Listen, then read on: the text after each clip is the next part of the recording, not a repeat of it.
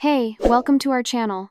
Make sure to subscribe and turn on the bell so you never miss our latest content. I suppose, if you looked at my life from the outside, you would have seen something perfect, something to aspire to. I had Graham, a husband whose patience seemed to have no end, a man whose love was a soft, steady blanket on a cold night, reliable, warm, always there. I had Maeve, our daughter, a vibrant splash of color in a world that had started to feel overwhelmingly beige.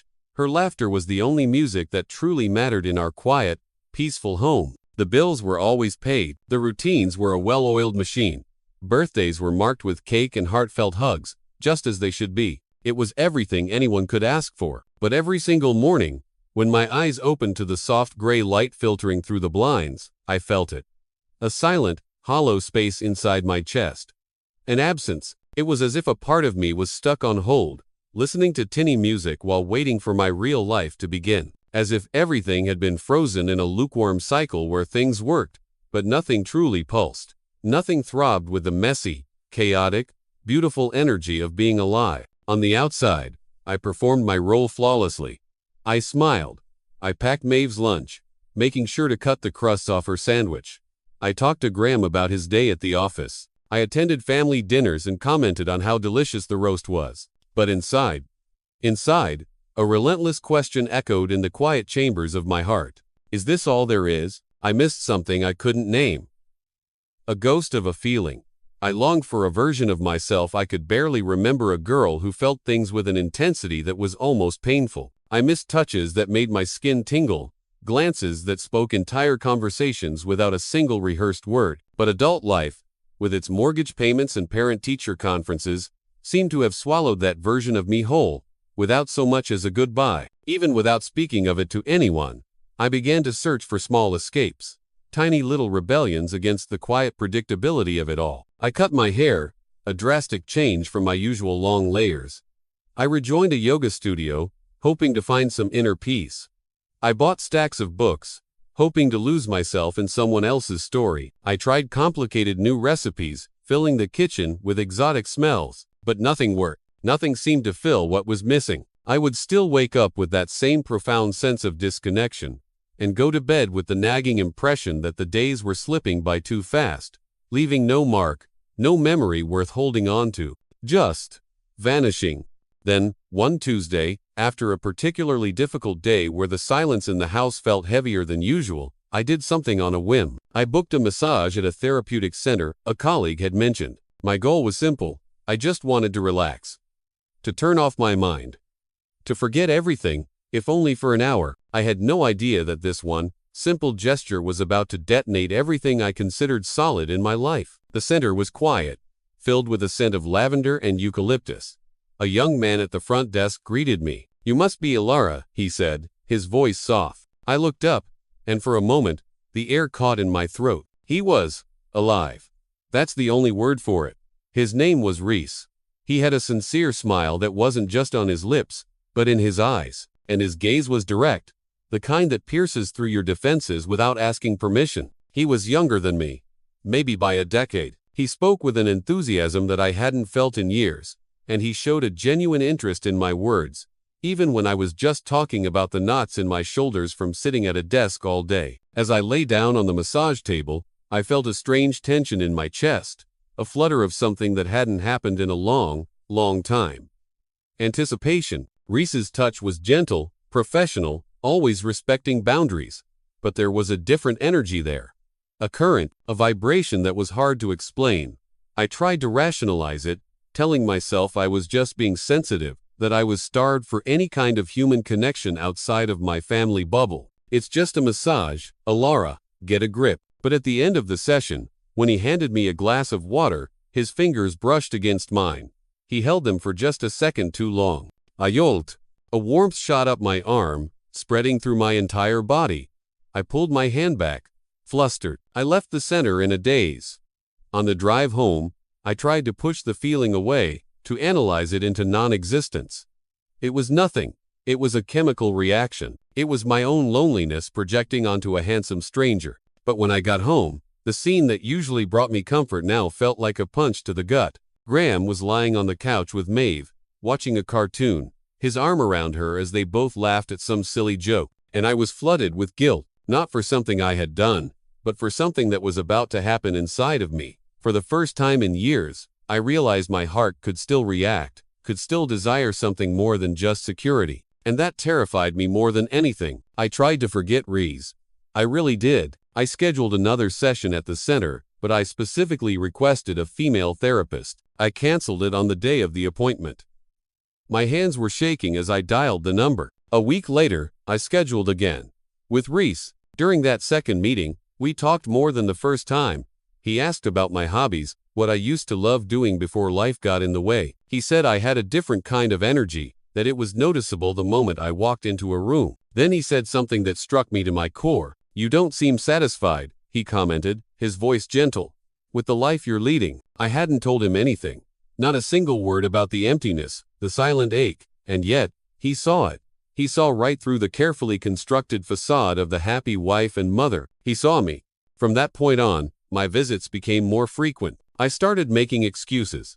I told Graham I was having recurring back pain, that the sessions were the only thing that helped. And Graham, always so gentle, so supportive, believed me without question.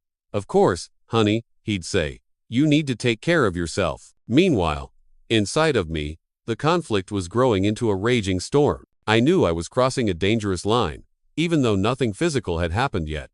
It was in the way I anticipated the sessions all week, the way I carefully chose my clothes before leaving the house, the way I looked at myself in the mirror, searching for a spark that I thought had long been extinguished. It was as if, within the walls of that quiet therapy room, I was rediscovering forgotten parts of myself. During one of the sessions, Reese was working on my shoulders. "It's impressive," he murmured, his voice close to my ear. "How you convey such sweetness, even when you're silent." I didn't know how to react. My heart hammered against my ribs. I just smiled, lowered my eyes, and let a small compliment slip out in return. Something insignificant, but charged with a tension that was thick enough to taste. When he took my hand to help me up from the table, our eyes met, and we held the gaze for longer than was necessary. A silence full of intention hung in the air between us. I left that day with my legs trembling, my chest tight, and a dangerous, exhilarating certainty. I was falling for him. In the days that followed, everything involving Reese began to invade my thoughts. The conversations, the light touches, the looks, the smell of the lavender oil he used. I started to crave the meetings, inventing new aches and pains to justify my visits. Graham, sensing some distance, tried to get closer. He made my favorite coffee in the morning. He brought home flowers on a random Wednesday. He suggested a date night at the restaurant where he had proposed, but I was only there in body. My mind was somewhere else entirely, with another man. The void that had once hurt silently was now filled with a disguised, thrilling euphoria. I felt an immense, crushing guilt, but I couldn't stop. I was afraid of destroying everything I had built, but I was even more afraid of never feeling this alive again. I was building an emotional labyrinth around myself, a maze from which I knew I wouldn't emerge unscathed, and without even realizing it, I had already passed the point of no return. What began as a flicker of curiosity wrapped in desire soon became a part of my routine. I got used to seeing Reese frequently. Instead of occasional sessions, I started visiting 2, sometimes 3 times a week. I always came up with plausible excuses for Graham, who continued to believe his wife was simply taking diligent care of her physical health. Reese, on his end, became more intimate, more intense, more present. During the sessions, his touches lingered longer. His words became bolder. His looks crossed every professional boundary that had ever existed between us. I pretended not to notice, but my skin reacted before my mind could. My body leaned toward him on its own accord. My conscience, already hazy, was becoming numb with passion. It was on a random Tuesday that everything changed. Reese canceled our session, but he asked to meet me somewhere else. He suggested a discreet coffee shop, far from our neighborhoods. I hesitated for a moment, the alarm bells of reason ringing faintly in the distance. I agreed to go. When I arrived, Reese was waiting with a smile that was wider, more personal than usual. We talked for nearly 2 hours. He didn't ask about my muscle tension. He asked about my childhood, my old heartbreaks, my deepest fears. I opened up to him in ways I hadn't with Graham in years. I shared things I had never even told my closest friends. And right there, in that quiet corner of the cafe, I realized how deeply involved I was. Reese wasn't just a potential lover. He was someone who made me feel alive, important, desired. At the end of our meeting, he cupped my face with both hands, his thumbs stroking my cheeks.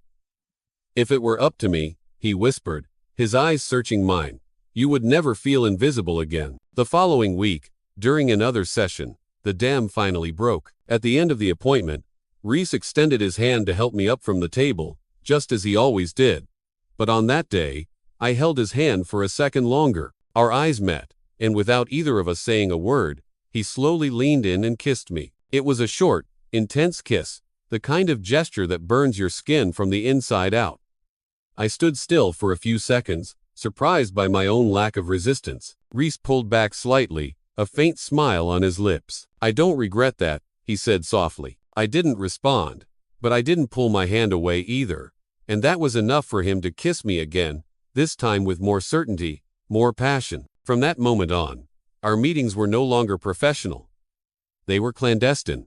We started seeing each other in hidden hotels, on the outskirts of town. We exchanged messages late at night, after Graham was asleep.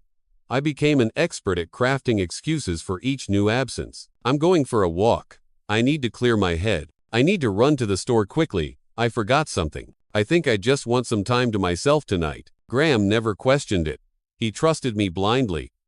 His trust was a knife twisting in my gut, but the addiction to Reese was stronger. I caught myself smiling alone in the car, fantasizing about a life where he was my partner, a life where we could walk down the street holding hands, free, without lies, without the crushing weight of my obligations. I started to imagine what it would be like to wake up next to someone who made me feel alive, not just useful. At the same time, I felt torn in two. Graham remained a good man. He kept asking about my day. He cared for Maeve with a deep, unwavering affection. He tried to keep our marriage warm, not knowing it was already a smoldering ruin. Many times, I would look at him and feel a wave of pity, but it was quickly followed by a surge of anger. Anger that he hadn't noticed how much I was changing. Anger that he wasn't Reese. One evening, I forgot my phone in the car. While I was having dinner with Graham and Maeve, Reese sent a message. One of those messages that left no doubt about our relationship. When I went back to the car later, I saw the screen was dark. But Graham was quieter that night. I noticed, but I didn't comment. In the following days, I started locking my phone with a password. I started clearing our conversations. I was living a parallel life within my own home, and I felt increasingly anxious, restless, my mind spinning a mile a minute. Reese began to complain about the limitations. "It's hard," he'd say, holding me in a sterile hotel room. "Seeing you only for a few hours. I love you, Alara. You need to make a decision." I tried to maintain control, telling him to be patient, but everything was slipping through my fingers. One afternoon, I received a call from Maeve's school. She had felt unwell during class. They had tried calling me, but I was with Reese. My phone was on silent. Graham rushed to pick Maeve up. Later, when he got home, he called me, his voice tight with irritation and worry.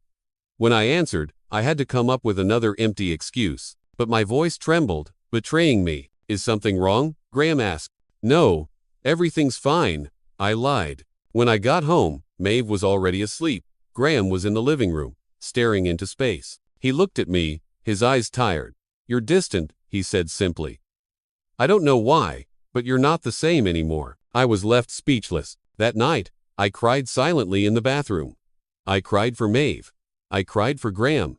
I cried for myself. But the next day, I was back at the hotel with Reese, as if the guilt wasn't enough to stop the momentum of my own self-destruction. He was intense, telling me I was the woman of his life, that he dreamed of the day they could be together properly. And as much as I tried to stay rational, the desire to live that different, vibrant life was stronger than any logic. I began to plan possibilities. I thought about ending things with Graham. I even started writing a letter, but I tore it up before I could finish. I called Reese and begged for more time, for patience. He responded with promises of a future together, a future that didn't exist yet, but that we both believed in blindly. Each meeting felt riskier, heavier. I started having nightmares. I imagined Graham finding out, Maeve crying, the home I had built crumbling into dust. But still, I kept going, because when I was with Reese, It was as if the rest of the world fell silent, and my heart, for the first time in a decade, spoke louder. One day, he showed up with a gift. A necklace with a small, flame-shaped pendant. "It represents the fire you reignited in me," he said. I smiled, moved by the gesture. But before I left the hotel, I hid the necklace at the very bottom of my purse. When I got home, I left the purse in the car. I was still so afraid of being caught. But Reese no longer wanted to live in the shadows. He was tired of being a secret. And I, torn between two lives, kept sinking deeper and deeper into a game where losing was only a matter of time. I tried to keep everything under control, to juggle the two separate worlds I had created. But the deception was like water, slipping through my fingers with every new impulsive decision. Reese no longer accepted the limits. He pushed for longer meetings. He wanted to be included in my weekends.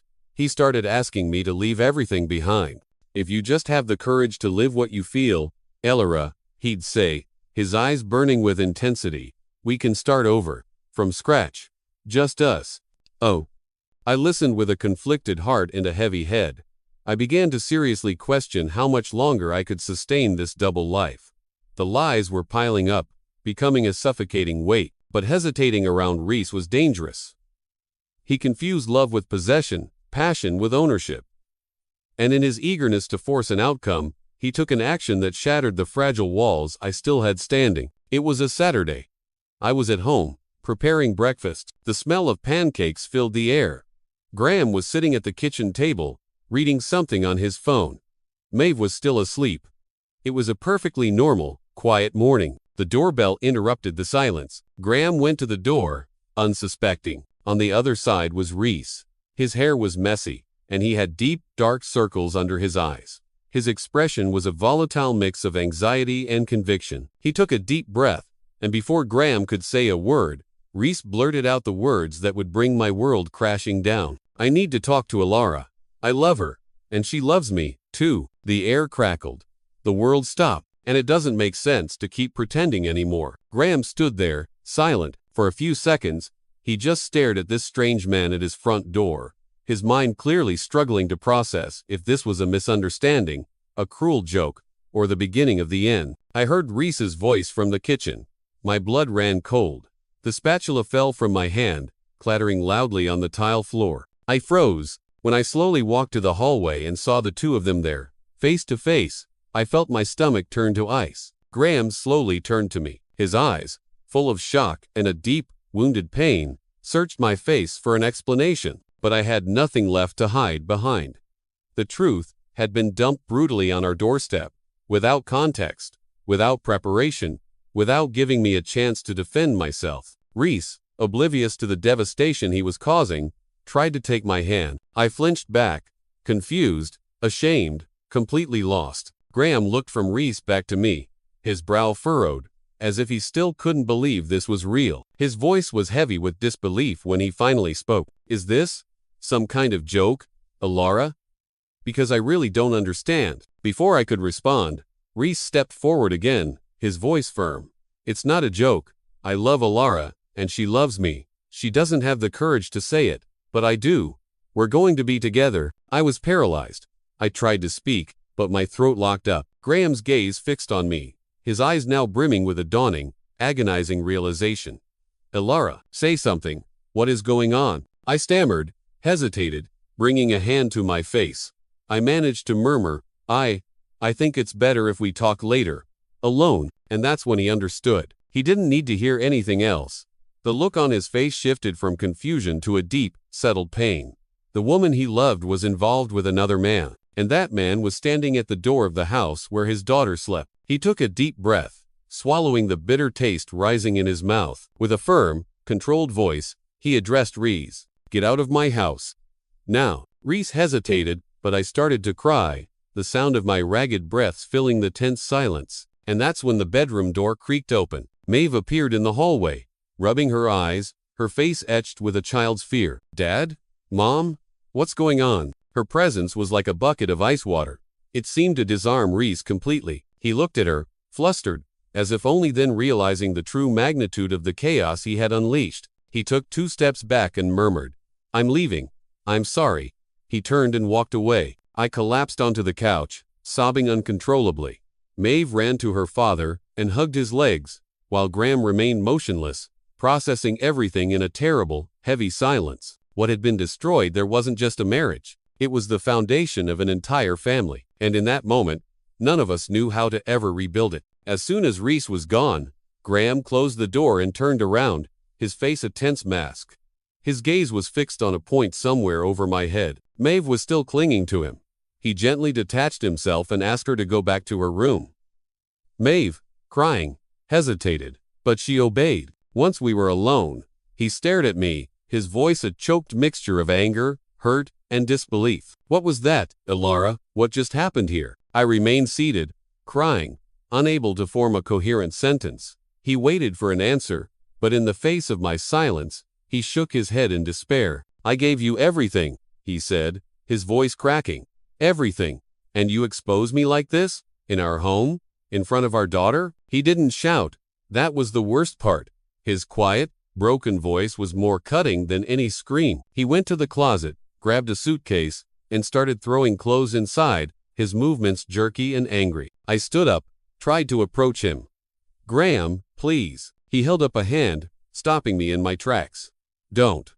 I need to get out of here before I lose the little control I have left. He left. He didn't respond to my messages or answer my calls. I tried to explain, to apologize, but he remained silent. The next day, I was sitting on a bench in a small park. It was the place where Reese and I had agreed to meet. He arrived a few minutes later, walking quickly, his face marked by anxiety. As soon as he approached, I stood up, my eyes red and swollen. How could you do that to me? I asked, my voice breaking. At my house? In front of my daughter? Do you have any idea what you've caused? Reese took a deep breath. I did it because I saw that you wouldn't have the courage.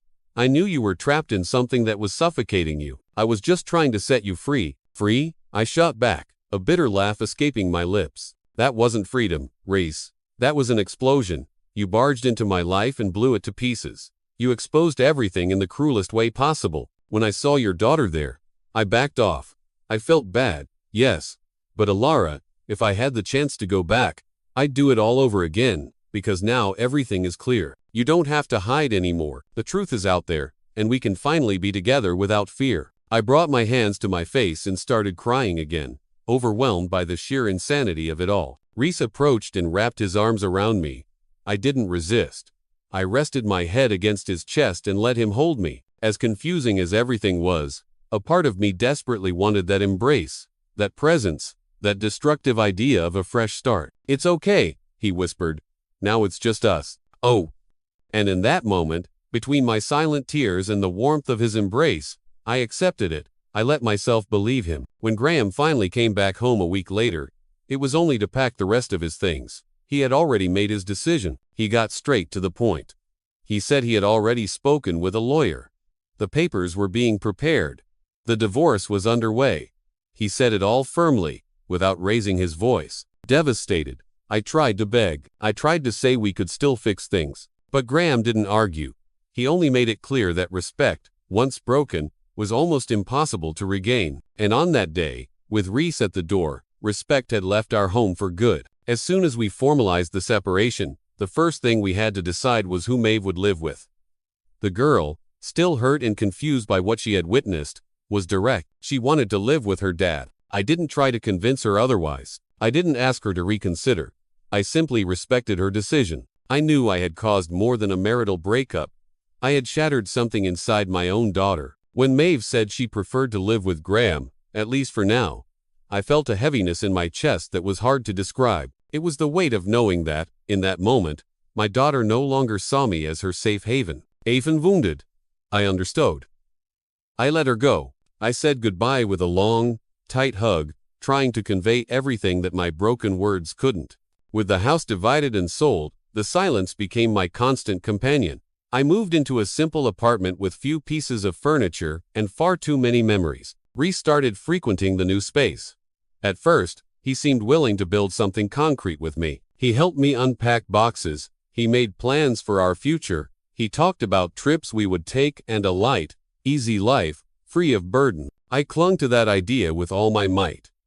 I wanted to believe that everything I had lost, everything I had sacrificed, made sense now. I needed to justify my choices, to validate my impulses. Reese was young, fun, full of a vibrant energy. But over time, that same energy revealed itself to be disorganized. Unstable, he switched jobs frequently, getting frustrated when things didn't happen on his timeline.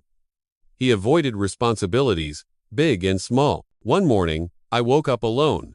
There was a note on the kitchen counter. Went to take care of some things. Back later. Later turned into 2 days. When he showed up again, he acted as if nothing had happened. He said he needed space, that he felt suffocated, that he was still adjusting to our new reality. Used to his sweet words and intense charm, I didn't argue, but these absences began to repeat. Reese would disappear for days at a time, then reappear with confusing stories, vague promises, and a smile that was meant to fix everything. The charm that had once captivated me gradually gave way to frustration. I was now seeing what I had previously chosen to ignore. He wasn't ready for this. He had the intensity of a beginning, but no structure, no resilience to sustain what came after. My financial situation began to tighten. Without Graham's stable income, and with Reese contributing nothing, I had to find a job. I got a position at a small clothing store. It was exhausting, and the salary barely covered my expenses, but it gave me a sense of autonomy I hadn't felt in a very long time. Reese, noticing that I no longer waited by the phone for him, began to complain about my new routine. He said I was cold, distant, that the spark between us was fading. I listened in silence. I knew he confused maturity with disinterest. He was searching for the woman from the beginning, the one who was running from stability, the one who fell in love with promises and intensity. But that Alara no longer existed. She had burned away in the wreckage of her own making. One day, Reese arrived with a new grand plan. He wanted us to leave everything behind and move to another city. He said he knew someone who could help us start over. I looked at him in silence. For the first time, I didn't feel the slightest impulse to jump into another one of his reckless ideas. I simply replied, I can't. You can go if you want, Reese, but I'm staying. For the first time in a long, long time, I was staying. Little by little, Reese started pulling away for good. He disappeared more often. He replied to messages with longer and longer delays, until one day, he simply stopped showing up at all. I felt a strange mix of relief and sadness. This was the end of another phase. A phase that, unlike what I had imagined, didn't bring the fresh start I had hoped for. But it brought something else, clarity. And with that clarity came the overwhelming desire to rebuild the most important relationship in my life. I started sending short messages to Maeve, just asking about her day, sharing old photos of us, remembering important dates. At first, her responses were cold, short, but she did respond. Over time, those responses grew longer, warmer, until one random Saturday, I received a voice message. Hi, Mom. Can I spend the weekend with you? I cried alone on my couch for almost half an hour before I was able to reply. When Maeve arrived, I prepared her favorite meal. We talked late into the night. We watched movies. We slept hugged together on my small bed. And for the first time in what felt like an eternity, I slept peacefully, not because I was with someone, but because, finally, I was beginning to feel whole again, all on my own. Graham also moved on.